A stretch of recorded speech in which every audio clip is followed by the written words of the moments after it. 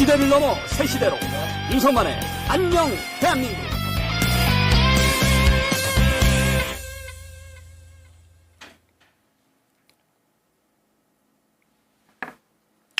안녕하십니까.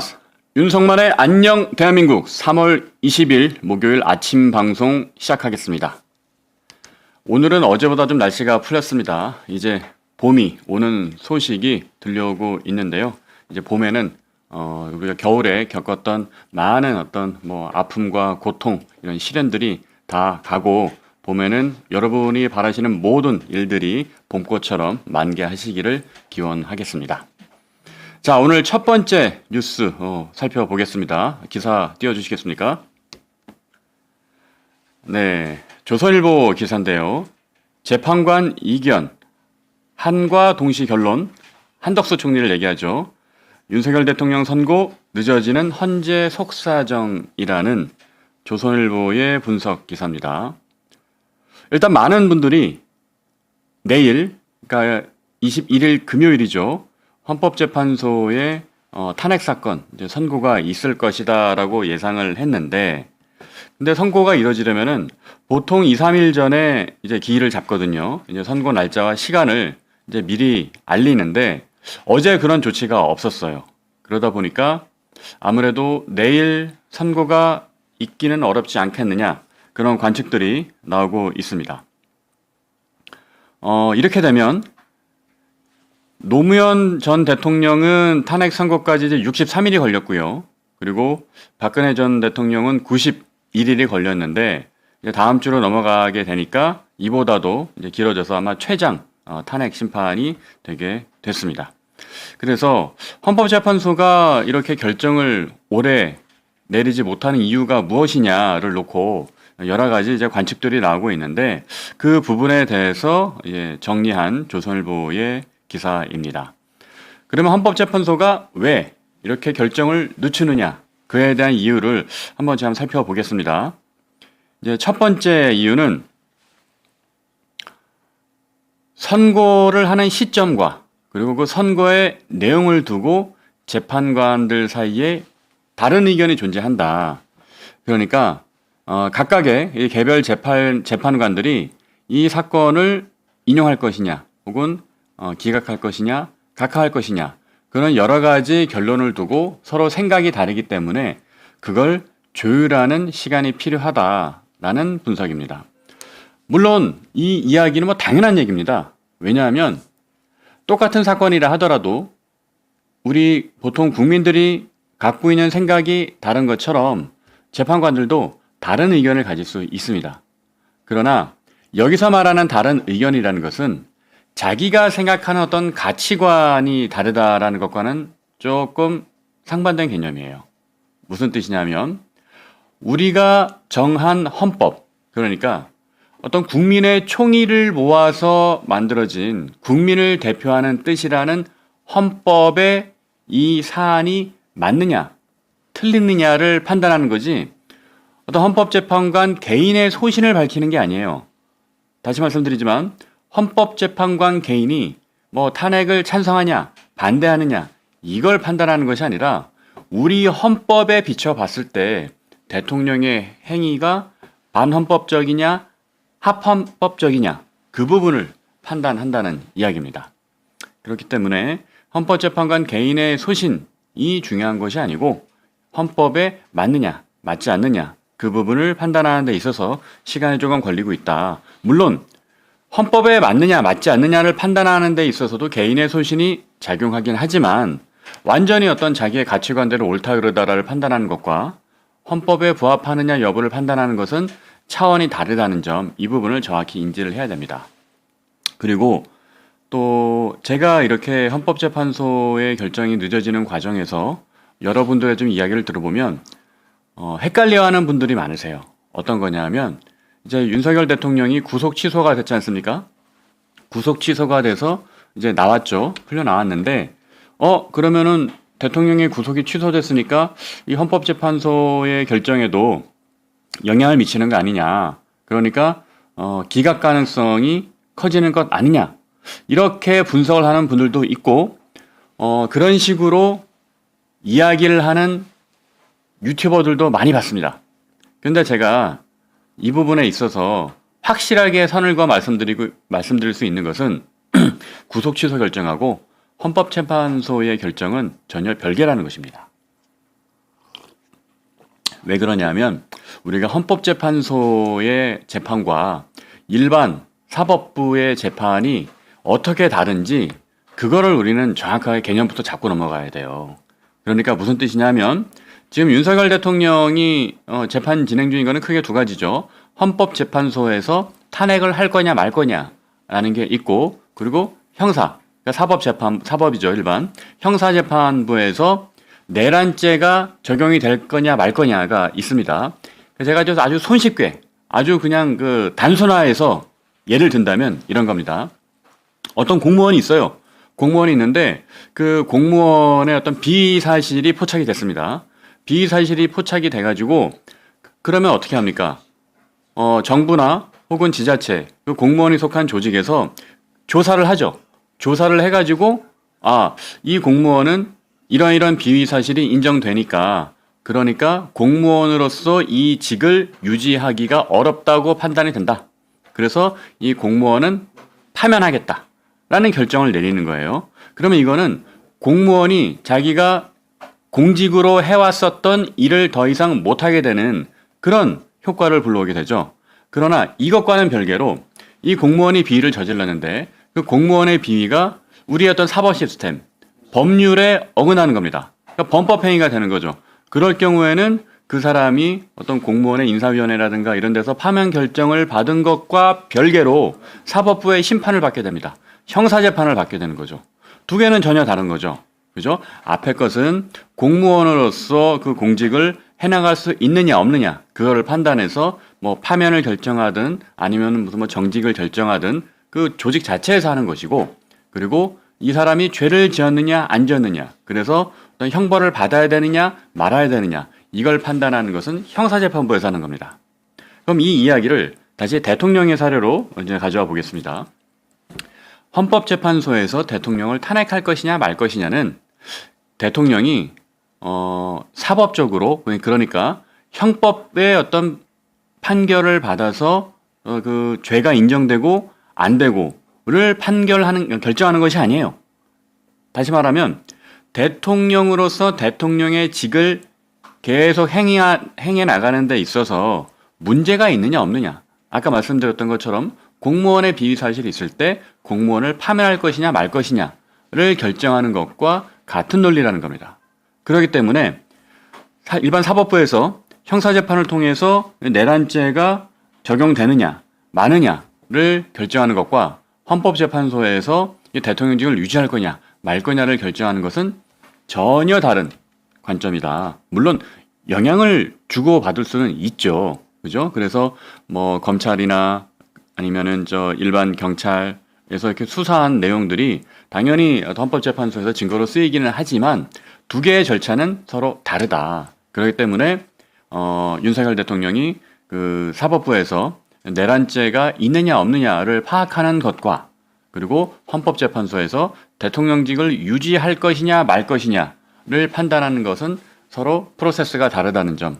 그렇기 때문에 지난번 대통령의 구속 취소가 헌재가 어떤 선고를 내리느냐에 있어서 결정적인 영향을 주지는 못할 것이다 라는 설명을 드려봤습니다. 그리고 두 번째, 그러면 왜 지금 헌재 결정이 늦어지고 있느냐 하는 부분인데요. 지금 헌재에는 대통령뿐만 아니라 여러 개의 탄핵 사건이 올라가 있습니다. 그 이유는 왜 그렇습니까? 이재명 대표와 민주당이 탄핵을 남발했기 때문에 그래요. 어떻게 보면 저는 자승자박인 점이 있다고 생각합니다. 그러니까 무슨 뜻이냐면 윤석열 대통령 탄핵과 같은 정말 엄중한 사건이 헌법재판소에서 논의되고 하는 것은 옳은 일입니다만은, 그러나 그렇지 않은 사건, 그러니까 한덕수 총리라든가 뭐 계속해서 지금 지난번에 이진석 방통위원장이라든가 민주당과 이재명 대표가 너무 억지를 부렸잖아요. 그러니까 말도 안 되는 그 탄핵을 남발하다 보니까 그 29개 이 탄핵이 이게 벌어졌고, 그리고 이렇게 되다 보면은 헌법재판소 입장에서도 이거를 결정하는데 시일이 걸릴 수밖에 없죠. 왜냐하면 사건이 많다 보니까. 그래서 어떻게 보면 윤석열 대통령의 탄핵 사건에 집중하는 것을 좀 방해한 것. 이건 민주당이 자초한 일이죠. 그리고 한덕수 총리 같은 경우도 윤석열 대통령의 탄핵과 같이 엮여 있는 부분이 분명히 있죠. 그러다 보니까 헌법재판소의 재판부 입장에서는 이 부분을 같이 판단하는 것이 어떻게 보면은 가장 안정적일 수 있다. 그런 생각을 할 수도 있을 것 같아요. 다시 말하면 한덕수 총리 탄핵 사건을 만약에 먼저 결정한다든가 아니면 이거를 같이 결정한다든가 했을 경우에 외부에서부터 오는 어떤 영향력 그리고 정치적인 압박감이 많이 다를 수 있습니다. 그렇기 때문에 어쩌면 헌법재판소가 한덕수 총리 사건과 그리고 윤석열 대통령의 사건을 동시에 결정하려 하는 것 아니냐 그런 의견도 나오고 있습니다. 그리고 이제 세 번째로 현재 결정이 늦어지는 이유에 대한 이제 분석인 뭐냐면 윤석열 대통령 변호인 측에서 과거의 대통령 탄핵 사건과는 다르게 아주 많은 문제 제기를 했습니다. 그러니까 뭐 절차적 정당성에 대해서 여러 수차례 계속 문제 제기를 하고 있죠. 그것이 어떻게 보면 새로운 전략이다라고 볼 수도 있겠지만은 과거에 있었던 대통령 탄핵 사건과는 또 차별화되는 지점이다. 사실 따지고 보면 그 박근혜 대통령의 탄핵 사유가 그냥 이건 제 개인 의견입니다. 제 개인 의견만 말씀드려 본다면 윤석열 대통령의 탄핵 사유보다는 좀 가벼운 것 같아요. 왜냐하면 윤석열 대통령의 비상계엄은 어떤 전 국민을 상대로 자유를 억압하고 또 의회와 선관위에 군을 투입해서 이렇게 좀 제한하려는 조치, 이건 분명히 이제 헌법에 위배되는, 법률에 위배되는 사안이거든요. 그래서 그렇기 때문에 어떻게 보면 박근혜 대통령의 사건은 그 윤석열 대통령의 사건보다 어떤 탄핵 사유가 덜 좀 무겁다. 물론 그 자체로도 중요한 이슈긴 했지만은 비상계엄 이슈보다는 저는 덜 무겁다고 판단을 합니다. 그런데 당시에 박근혜 대통령의 탄핵 진행 과정 그리고 박근혜 전 대통령의 이 사법의 형사재판 과정을 놓고 보면은 지금처럼 이렇게 이슈가 크진 않았어요. 그러니까 박근혜 전 대통령이 지금처럼 이렇게 강하게 항거를 하거나 뭐 그런 모습을 보이지는 않았다라는 생각이 듭니다. 그런 부분이 좀 차별화되는 지점이 아닐까 좀 생각을 해봅니다. 자, 두 번째 이슈 한번 살펴보겠습니다. 이제 두 번째 기사 띄워주십시오. 네. 조선일보, 이번에도 조선일보 기사인데요. 자, 이재명 대표가 최상목 권한대행에게 이런 말을 했습니다. 어제. 몸조심해라. 그, 직무유기를 하게 되면 현행범으로 체포 가능하다. 참. 이 다수당의 대표가 거대 야당의 대표인 이재명 대표가 대통령 권한대행을 향해서 몸조심하라라는 표현을 했습니다. 이 몸조심하라라는 말은 우리가 보통 어떨 때 씁니까? 이게 뭐 감기 같은 거 걸리지 말라고 건강 뭐 몸조심하라 이런 뜻은 아니잖아요. 이런 뜻은 아니고 야, 너 뭐 이렇게 다니다가 잘못하면 너 다칠 수도 있어. 너 큰일 날 수도 있어. 그러니까 몸 조심해. 일종의 협박 같은 거죠. 그래서 우리가 이 이야기는 평소에 일상생활에서는 잘 쓰지 않습니다. 왜냐하면 상당히 결례가 되는 이야기고 이 말을 썼다가는 뭐 자칫 싸우자라는 말로 들릴 수 있기 때문에 우리가 일반적으로는 잘 쓰는 말은 아니에요. 뭐 이것과 비슷한 이야기로 네, 우리 손명옥님 재밌는 말씀을 넣어주셨네요. 밤길 조심해라. 네, 밤길 조심해라. 몸 조심해라. 그렇죠? 비슷한 표현입니다. 네, 라라님 깡패들이 쓰는 말이다. 예. 어제 한동훈 전 대표가 깡패들이 쓰는 말이라고 이제 표현을 해서 이제 전곡을 찔렀었는데 맞습니다. 이재명 대표가 이야기한 이 최상목 권한대행을 향해서 몸조심하라라는 표현은 참 뭐 정신의 품격으로서 맞지 않는 말이라고 생각이 듭니다. 그런데 그럼 이 말이 나온 배경을 쭉 한번 살펴보면 어제 이제 광화문에서 현장 최고위원회의를 열었는데 이렇게 이야기를 했습니다. 이재명 대표의 이야기입니다. 대통령 직무대행을 한다는 최상목 부총리가 국헌 문란을 밥 먹듯이 하고 있다. 국회가 추진하는 대통령이 임명하도록 돼 있고 의무란 사실을 헌재가 확인까지 했는데 지금까지 안 하고 있다. 아마 이 이야기는 이제 마은혁 재판관을 최상목 대행이 임명을 하지 않고 있으니까 그 부분에 대한 이제 비판을 한 것 같아요. 이걸 반대로 얘기하면 이재명 대표가 이렇게 험한 말까지 써가면서 마은혁 재판관의 임명을 촉구하는 것은 바빠진 거죠. 마음이 조급해진 겁니다. 그것이 뭐냐면 헌재의 결정이 이렇게 늦춰지는 이유가 뭘까에 대한 어떤 불안감이 엄습하는 겁니다. 그래서 마은혁 재판관이 들어가면 이제 헌재 정수 9명을 다 채우게 되니까 9명이 되면은 어떤 헌재의 결정이 탄핵으로 선고될 가능성이 높다라는 판단을 이재명 대표는 하고 있는 거겠죠. 그래서 이런 어떤 무리한 표현까지 하는 것 같은데 그럼 이재명 대표가 이렇게 조급해지는 이유는 뭘까요? 저는 헌법재판소의 어떤 결정이 어떤 방향으로 날 거다라는 어떤 그런 생각은 변하지 않습니다. 다만 늦어지고 있을 뿐이지 그 결정이 어떤 방향으로 날 거다라고는 생각을 하고 있어요. 아마 대부분의 시민들도 그렇게 판단을 할 건데 근데 이재명 대표 입장에서는 어떤 방향으로 나는가도 중요하지만 언제 선고되느냐가 더 중요합니다. 왜 그럴까요? 자, 시청자 여러분, 우리 동료 시민 여러분, 이재명 대표는 왜 이렇게 헌재 선고의 시기에 집착하는 걸까요? 왜 그렇습니까? 그렇죠. 다음 주 26일에 자신의 선고가 2심 선고가 다음 주 26일에 있기 때문입니다. 그러니까 자신의 선고와 헌재의 선고가 이게 맞물리게 되거나 혹은 자기의 선고가 먼저 나오거나 그렇게 되면 본인에게 쏠릴 어떤 사법적 부담감과 그런 것들이 매우 크게 느껴지는 겁니다. 그러니까 이재명 대표 입장에서는 지금 수많은 어떤 범법 그 피의 혐의를 받고 있잖아요. 그 피의 혐의들이 아직 다 까지지도 않았어요. 이것들이 하나 둘 이렇게 재판이 시작되고 또 선고가 시작되다 보면은 나중에는 정말 뭐 어느 정도의 이 형을 받을지 참 저도 예측하기가 힘들 정도로 위중한 상태인데 그런 상황이 되면 대통령 선거에 어쩌면 출마해보지도 못하고 어떤 자기의 어떤 사법 리스크가 터져서 문제가 되지 않을까 하는 우려와 걱정을 하는 겁니다. 반대로 얘기하면 대통령 선거가 빨리 열리면 자기의 사법 리스크를 커버할 수 있다라고 믿는 거죠. 그러다 보니까 지난번에 무슨 뭐 법을 바꿔가지고 어떻게 하느니 뭐 이런 그 말도 안 되는 이야기까지 했잖아요. 그죠? 이 자유민주주의 헌법 질서를 자유민주주의의 법치주의를 파괴하는 이런 발언을 서슴지 않는 사람이 참 이 공당의 대표라는 것이 참 씁쓸하게 느껴집니다. 자, 이 관련해서 요거는 이제 조선일보의 기사였고요. 다음 중알보 사설도 같이 한번 보겠습니다.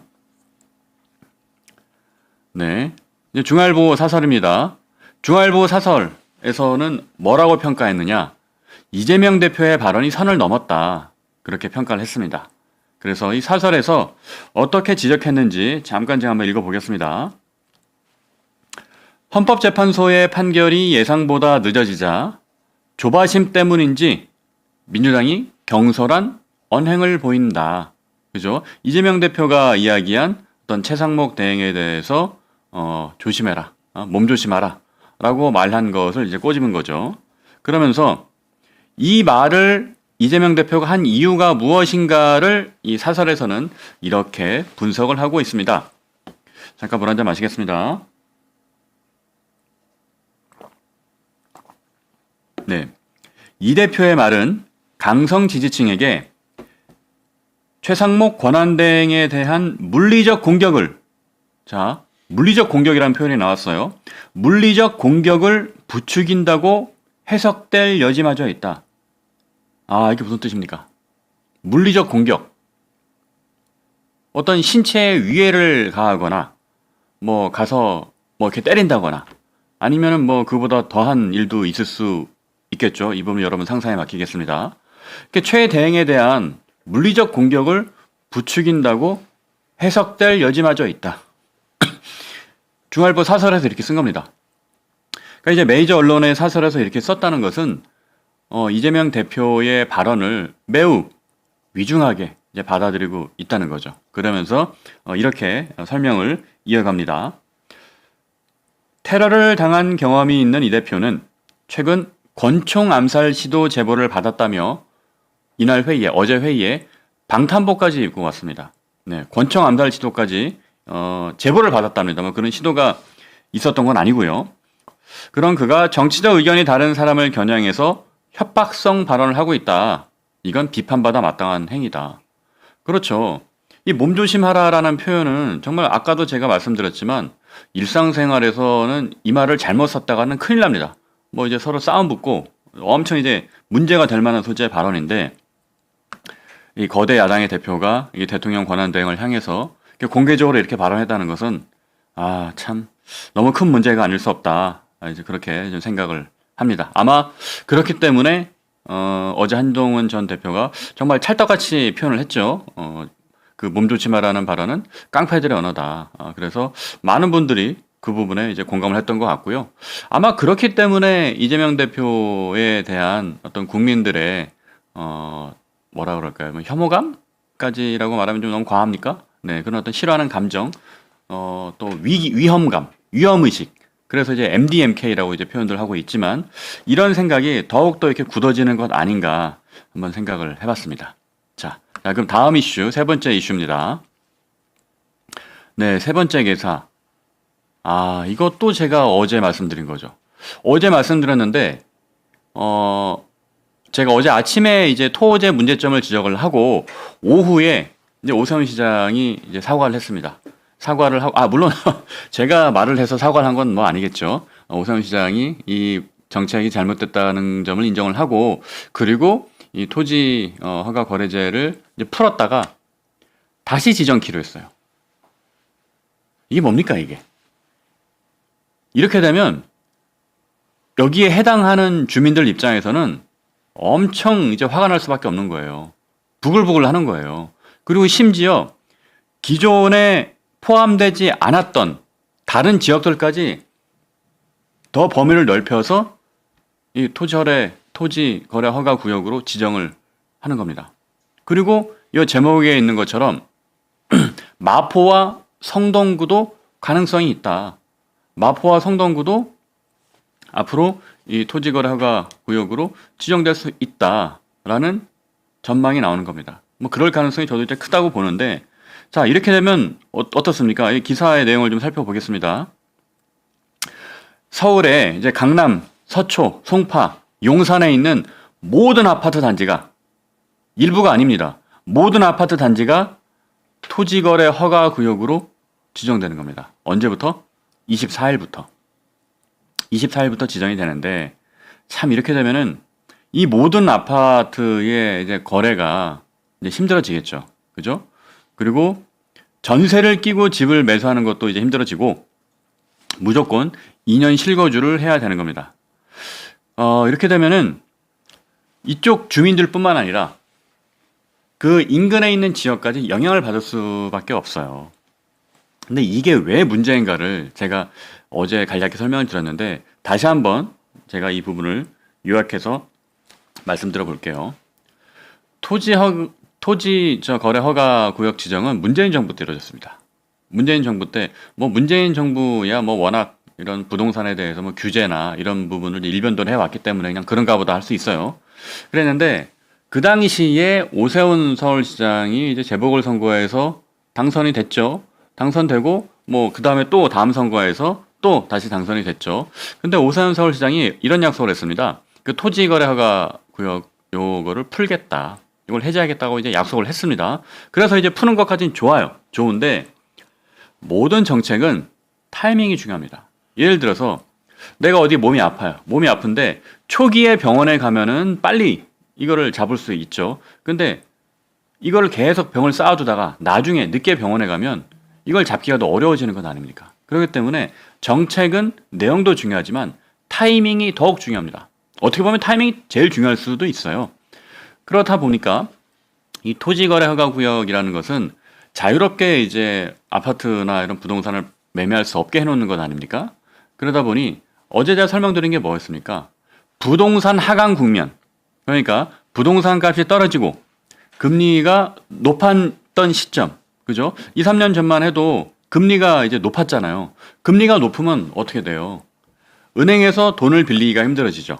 은행에서 돈을 빌리기 힘들다는 것은 주택담보대출을 통해서 내가 뭐 집을 산다거나 혹은 갭 투자를 한다거나 그렇게 하기가 어려워진다는 겁니다. 금리가 높을 때는 당연히 돈을 빌려서 집을 사기가 어려운 거죠. 그러면 토지거래 허가구역을 풀어야 하는 시점은 바로 그때입니다.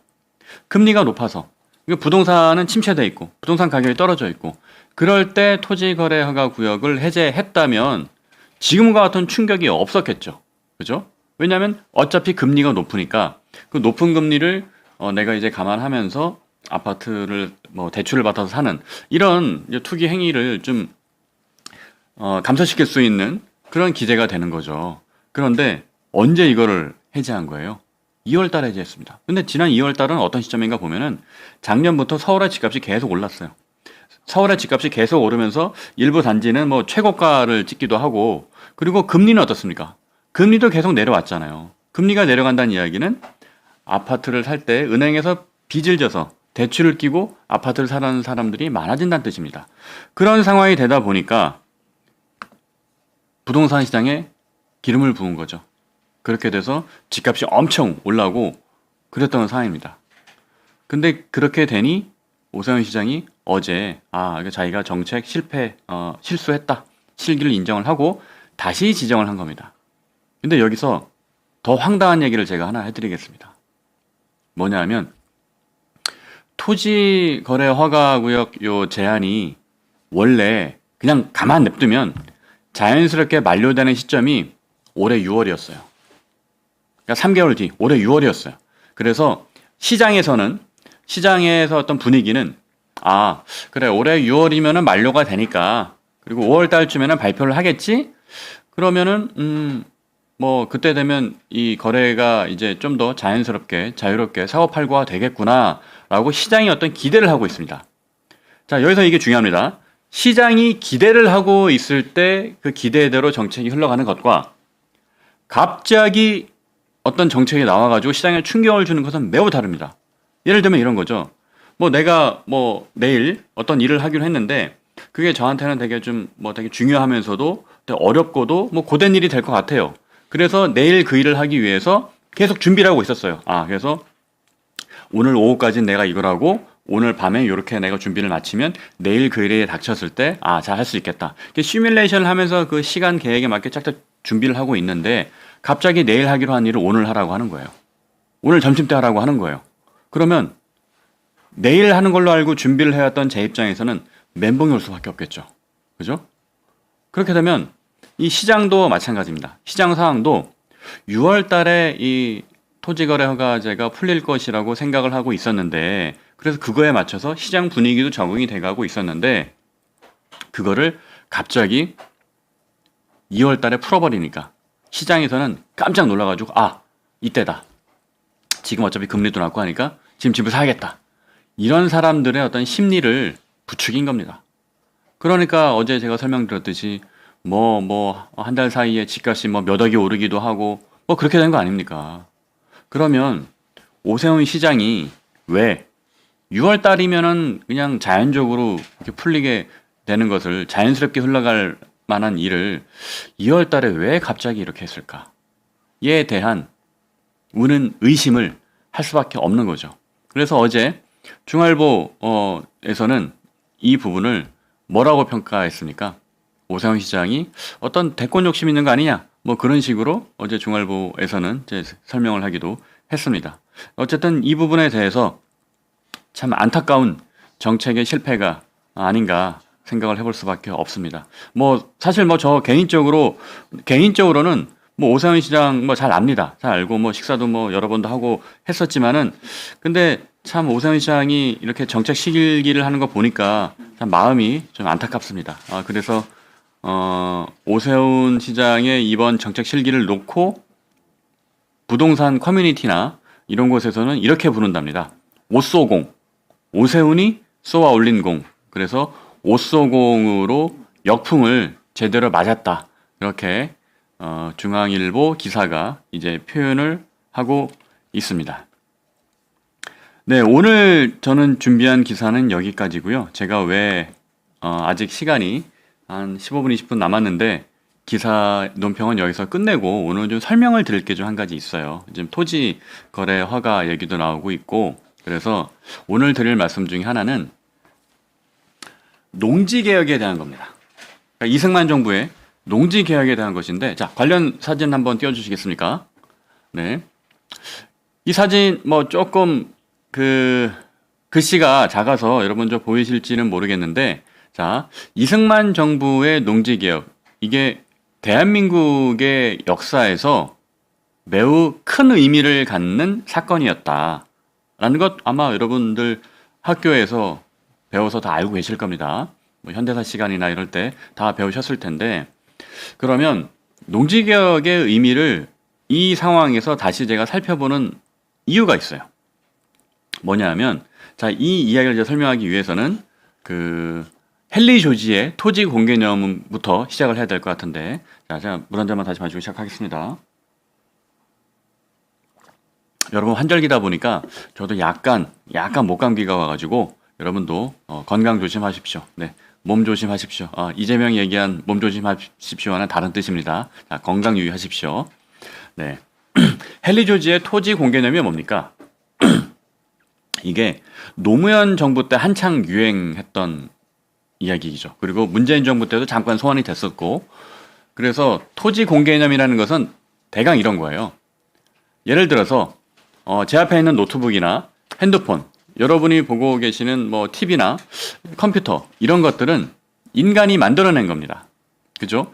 인간이 만들어냈기 때문에 이거를 네 거다 내 거다 쉽게 가질 수 있다. 사유재산을 인정하는 거는 뭐 얼마든지 가능하다. 인간이 만들었기 때문에. 그러나 토지라는 것은 인간이 만든 게 아니다. 인간이 만든 게 아니기 때문에 개인이 사유할 수 없다. 그러니까 인간이 만든 것만 개인이 소유하게 해야지, 이거를 토지는 자연적으로 주어진 건데 그거를 사람이 소유하게 하면 안 된다라는 이야기예요. 그게 토지 공개념의 핵심인데, 근데 처음에 이 말을 들으면 그럴듯해요. 아, 그렇지.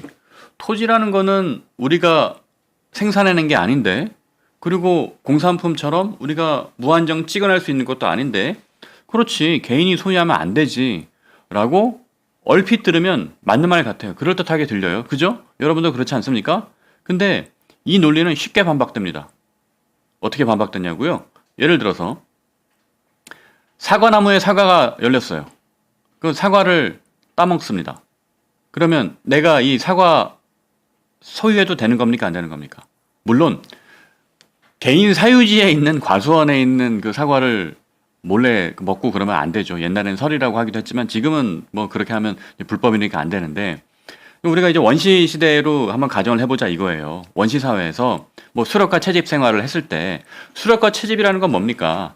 자연 상태에 있는, 그렇죠? 뭐 동식물, 자기의 먹이를 얻기 위해서 수렵과 채집을 하는 거예요. 그러면 이제 바다에 있는 혹은 물가에 있는 물고기를 잡아먹는 것도, 이것도 우리가 만든 게 아닌데, 이거 자연이 만들어준 건데, 그럼 그것도 우리가 소유하면 안 되는 거잖아요. 그죠?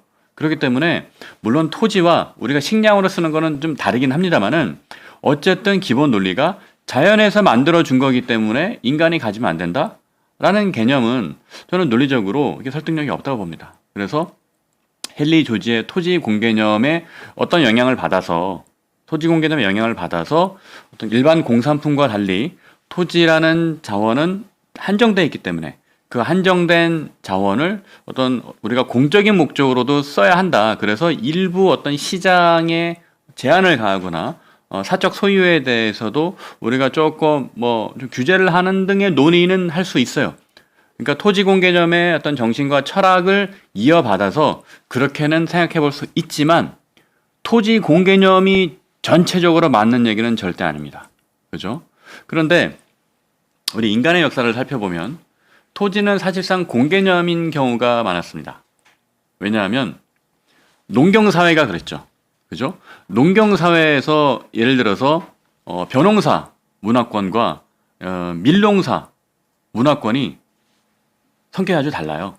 그러니까 무슨 뜻이냐면, 밀농사는 척박한 지역에서도 상대적으로 잘 자랍니다. 그러나 벼농사는 대규모 관계 시설이 있어야 돼요. 그러니까 물이 많아야 돼요. 그러니까 벼농사를 짓기 위해서는 많은 사람들이 투입이 돼야 됩니다. 밀농사보다 상대적으로.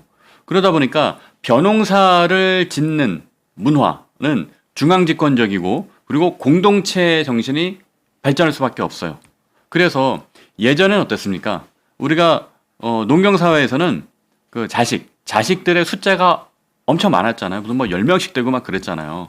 그러면 그때는 자식들이 왜 많았습니까? 그렇죠. 농경사회에서는 자식 한 명 한 명이 노동력이었기 때문에 그래요. 그러나 지금은 뭐 세상이 달라졌죠. 지금은 이제 자식을 노동력으로 보는 것이 아니고 자식을 우리가 키워서 교육을 받고 뭐 심지어 나중에 결혼할 때 뭐 좀 돈도 좀 해줘야 되고 이렇게 생각을 하니까 지금은 자식이 늘어날 때마다 비용이 커지지만 과거 농경사회에서는 자식 한 명 한 명이 노동력이었기 때문에 그것도 하나의 자원이었다. 예전에는 그렇게 극단적으로 이렇게 볼 수가 있습니다. 그러다 보니까 과거의 농경사회에서는 이 토지가 공개념의 성격이 좀 강했습니다. 그죠? 그 어떤 개인의 토지를 갖고는 있었지만 그 공동으로 농사를 하고 함께 모내기하고 함께 일을 했기 때문에 그리고 결정적으로 무엇이 달랐느냐? 과거의 농경사회는 대다수의 사람들이 농지를 갖고 있지 못했어요. 무슨 뜻이냐? 땅을 갖고 있는 사람은 소수였습니다. 우리가 이제 지주라고 부르죠. 땅을 갖고 있는 사람은 이제 극소수고 대부분의 사람은 땅을 소유할 수 없었기 때문에 이제 소작농이 되거나 그랬던 거였죠. 그러다 보니까 그때는 뭐 좀 상당히 왜곡된 형태의 이제 공동 소유의 개념이었던 거죠. 그러니까 여기서 말하는 소유라는 것은 내가 그 땅을 소유하고 있다는 뜻이 아니고 일부의 어떤 극소수의 지주가 땅을 소유하고 있고 그리고 대부분의 농민들은 그 농지를 이용할 수 있는 그런 뭐 정확히 말하면 소유는 아니고 뭐 사용권 같은 거죠. 그죠? 그러면서 이제 지대를 납부하고 그런 방식이었는데 근데 이 토지의 사유 개념이 자유민주주의 사회의 발전에 저는 가장 본질적인 요소였다고 생각을 합니다. 그러니까 무슨 뜻이냐면 이런 거죠. 자유민주주의 사회가 굴러가는 방식은 무엇인가요? 각각 개별적인 자유로운 동료 시민들이 자기가 주체적으로 의사결정을 하고 또 우리 국가에 대한 국민 주권을 갖고 주인의식을 가지고 이 국가 중대사에 참여할 수 있는 공동체 문제를 해결하는 그런 과정이 자유민주주의 사회에는 제일 필요한 거거든요. 그게 국민 주권이 이제 첫 번째 원리지 않습니까? 근데 이런 국민 주권이 어디서 나오느냐? 저는 소유에서 나온다고 생각해요. 그러니까 이게 어떤 뜻이냐면 우리가 이렇게 생각해 보면 다를 거예요. 우리가 공공으로 쓰는 물건이 있습니다. 여러 사람이 공통으로 쓰는 물건이 있고 나 혼자 소유한 개인 물건이 있어요. 그죠? 그러면 두 개가 어떻게 다르나요? 공통으로 쓰는 물건은 빨리 망가지죠. 왜? 뭐 내 어차피 내 거 아니니까 여러 사람들 쓰니까 그냥 뭐 대충 막 쓰고 말자. 이런 생각이 물론 강할 겁니다. 물론 모두가 그런 건 아닙니다. 그런데 내 개인의 물건은 어때요? 내 개인의 물건은 더욱 아끼고 가꾸고 이렇게 하게 되잖아요. 근데 이게 잘못된 게 아닙니다. 인간의 본성 원래 그런 거예요. 내 것일 경우에 더욱 아끼고 소중하게 여겨지는 거지. 남의 건데 뭐 우리가 뭐 이렇게 왈가왈부 막 신경 쓰고 그러지 않잖아요. 바쁜 일상 속에서. 그러면 이 간단한 논리가 바로 자유민주주의 사회를 지탱하는 힘인 거예요. 자, 이거를 제가 농지개혁을 한번 가져와 볼게요.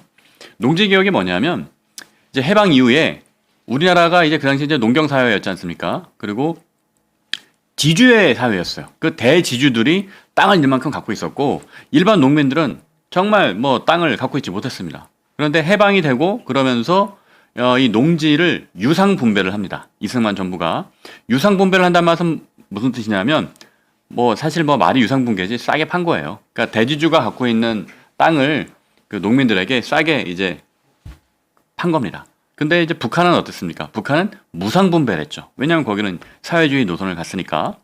근데 이게 매우 중요합니다. 내 땅이 생긴 농민들의 마음이 달라지는 거예요. 그러니까 과거에는 어차피 내가 농사줘도 그 지주한테 지대 바치고 나면, 지대 주고 나면 내가 이제 갖고 있는 수확물은 얼마 안 된다라고 생각을 한 거죠. 근데 그 마음가짐하고 이 땅은 내 땅이야. 내 땅에서 내가 농사 짓고 내가 열심히 할 만큼 다 내 거가 되는 거야. 그리고 내 땅을 잘 가꿔서 내 아들한테도 물려주고 내 딸한테도 물려주고 이런 생각을 갖고 농사 짓는 것과 아유 어차피 이거 뭐 내 땅도 아닌데 농사 지어가지고 이런 마음을 갖고 농사 짓는 것과 어떤 게 더 생산성이 높겠습니까? 그죠? 당연히 내 땅이다라고 생각을 해야 더 생산성이 높아지고 거기서 어떤 창의성도 나오고 열심히 해야겠다는 열정도 생기는 거 아니겠어요? 그런데 해방 직후에 북한에서는 어떻게 얘기를 했냐면 대한민국이 곧 망할 거다라고 했어요. 북한에서는. 이유가 뭐냐? 땅을 갖지 못한 농민과 공산주의자들이 폭동을 일으켜가지고 저쪽 남측은 망한다. 그렇게 선동을 했습니다. 북한은. 야 봐라. 그런데 우리는 땅을 다 이민들에게 고루 나눠준다. 우리가 정말 유토피아다. 그런 식으로 얘기를 했어요. 그런데 지금 지나고 보면 결론은 어떻습니까? 대한민국은 경제성장과 민주화라는 기적을 이뤘습니다. 그걸 가능하게 한 게 바로 농지개혁입니다. 그러니까 다시 말씀드리면 농지개혁은 대한민국을 지주의 나라에서 국민의 나라로 바꾼 것이고요. 만석군의 나라에서 기업인의 나라로 바꾼 겁니다. 그러니까 많은 농민들이 자기 땅을 갖게 되니까 주인의식이 생긴 거예요. 그죠? 주인의식이 생기니까 이 나라를 지켜야 내 땅을 지킬 수 있다라는 믿음과 확신을 갖게 된 겁니다. 다시 말하면 자유민주주의 체제를 우리가 지킬 수 있어야만 내 땅을 지킬 수 있고 내 소유의 재산을 지킬 수 있고 그래야 내 가족을 지킬 수 있다라는 믿음이 나온 거예요. 요약하겠습니다. 무언가를 소유할 수 있다는 권리, 사유재산이라는 것이 인정받아야만 자유민주주의 사회가 지탱됩니다. 그렇지 않다면 간단한 논리잖아요. 아니 어차피 뭐 내가 내 것도 아니고 이거 열심히 해봐야 뭐 이재명이 얘기하는 엔비디아 30%처럼 다 떼간다고 하면 그걸 열심히 해야 할 어떤 동력과 열정이 어디서 나오겠습니까? 그죠? 그렇기 때문에 사유재산과 개개인의 자유를 국가가 정부가 제한할 때는 매우 조심스러워야 됩니다. 아주 조심스러워야 되고 정말 돌다리도 두들겨보고 가야 되고 그런 정책을 펼 때는 매우 신중해야 되는 거죠. 그래서 그런 관점에서 봤을 때 그 토지 거래 허가제, 토호제를 이렇게 타이밍을 좀 놓치고 또 무리해서 풀었다가 다시 또 이거를 묶었다가 하는 거는 정말 잘못된 정책이었다라고 말씀을 좀 드려봅니다. 그리고 이승만 정부의 농지개혁 얘기를 제가 지금 말씀드리고 있는데 이 농지개혁은 진짜 우리가 지나고 보니까 당연하게 여겨지지만 그 당시로서는 쉽지 않은 일이었어요. 왜냐하면 2차 대전 후에 여러 나라가 토지 개혁을 했습니다.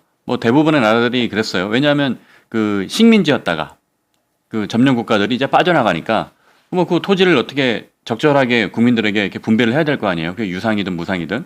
그런데 이거를 성공한 나라가 많지 않아요. 그래서 지금까지도 어떤 나라는 아직도 지주계급이 존재하는 나라들이 여럿 있습니다. 이걸 잘 못해가지고 개혁을 못해가지고. 하지만 대한민국은 그 어려운 걸 해낸 거예요. 물론 이승만 정부에 대한 공과가 참 여럿 있습니다만 이 농지개혁만큼은 저는 매우 큰 역사적 업적이다. 이게 왜 그러냐? 아까 설명드렸지만 내 땅을 소유하면 지키고 싶은 욕구가 생기고요. 그게 바로 주인의식입니다. 그것이 바로 내 가족과 내 삶의 터전을 보호해야 한다는 신념이 되는 거고 거기서 나라를 지키는 원동력이 나오는 겁니다. 그게 우리나라 대한민국을 이렇게 발전시킨 것이고요. 한 말씀만 더 드리면 저는 이게 보수의 정신이 출발하는 지점도 여기라고 생각합니다. 그러니까 국민이 주인인 나라, 나와 내 가족을 지키는 것이 결국은 공동체를 지키는 것이고 그 믿음에서 보수의 정신이 시작됐다. 이거를 좀 학술적으로 다른 말로 하면 이게 공화주의인 거고요. 제 식으로 표현하면 저도 동의하는 바고 또 한동훈 대표가 많이 이야기하는 거지만 동료 시민들의 가치 연대다. 저는 그렇게 생각을 합니다. 네. 이렇게 해서 오늘은 제가 세 가지 주제의 논평과 함께 농지개혁, 이승만 정부의 농지개혁에 대해서 좀 말씀을 드려봤고요. 제가 첫날부터 3일째까지는 계속해서 이제 논평 중심으로 이야기를 하면서 중간중간에 이런 어떤 인문학적 혹은 사회적인 상식들 이런 것들 좀 녹여서 얘기를 했었는데, 오늘은 제가 마지막 부분에 한 15분 정도 시간을 할애해서 우리가 꼭 알아야 할 부분이라고 판단돼서 농지개혁 이런 이야기를 드렸습니다. 혹시 우리 시청자 여러분들께서 제가 이제 후반부 했던 것처럼 이런 어떤 그 상식이나 인문 사회학적 이야기를 해주는 것이 좋습니다라고 말씀해 주신다면, 그런 의견이 있으신다면 제가 앞으로도 이런 시간을 좀 계속 가져보도록 하겠습니다. 네, 오늘도 많은 시청자 여러분들께서 좋은 의견 주셨습니다. 자, 그 시청자 여러분들의 의견을 한번 읽어보도록 하겠습니다. 신정혜님, 윤 기자님, 응원하고 갑니다. 방송은 나중에 챙기겠습니다. 잠깐만요. 어디 가셨습니까? 급한 일이 있으셔서 잠깐 가셨다가 다시 방송 보러 오신다는 뜻인 것 같습니다. 고맙습니다. 자, 그 다음에 아젤리아님, 선거기일 발표가 늦어져서 걱정됩니다. 한 대표님한테 더 어려운 일이 생기질 않기를 바랍니다. 네, 이 선거기일이 늦춰지는 것은 앞서 설명드렸던 것처럼 여러 가지 기술적인 어떤 그런 고려상, 절차적인 문제를 하는 것이라고 저도 생각을 하고요. 그러니까 너무 걱정하지 않으셔도 될 것 같습니다. 그리고 장미가 필 때면님, 윤석만 앵커님 화이팅 해주셨습니다. 장미가 필 때면 님도 화이팅! 외쳐보겠습니다. 고맙습니다. 그리고 이용숙님, 윤석만님 화이팅 하시고 힘내세요. 참 여러분들께서 이용숙님을 포함해서 많은 분들이 이렇게 화이팅 또 외쳐주시고 힘내라고 해주시니까 정말 응원이 많이 되고요. 저도 저절로 힘이 납니다. 네, 김해위도훈이님도 역시 윤석만 기자님 화이팅 해주셨네요. 정말 고맙습니다. 김해위도훈이님도 화이팅 외치겠습니다. 그리고 백승순님, 자, 윤석만 의원님, 한동훈 대표님과 결이 같아 희망찹니다. 어대한까지 함께 가죠. 네, 백승준님 이렇게 좋은 말씀 해주셔서 너무 감사드리고요. 자, 이렇게 많은 시청자분들께서 응원해 주시니까 저도 더욱 힘을 내서 매일 아침 9시 방송을 이어가도록 하겠습니다. 자, 오늘 아침 9시 시작하는 윤석만의 안녕 대한민국은 여기까지 하겠습니다. 그러나 이 채널에서 그대로 김혜승 앵커의 뉴스 사랑방 계속 이어지니까요. 자, 채널 고정하시고 잠깐 쉬었다 오시고 계속해서 방송 지켜봐 주시면 고맙겠습니다. 자, 윤석만의 안녕 대한민국, 오늘은 여기까지입니다. 고맙습니다.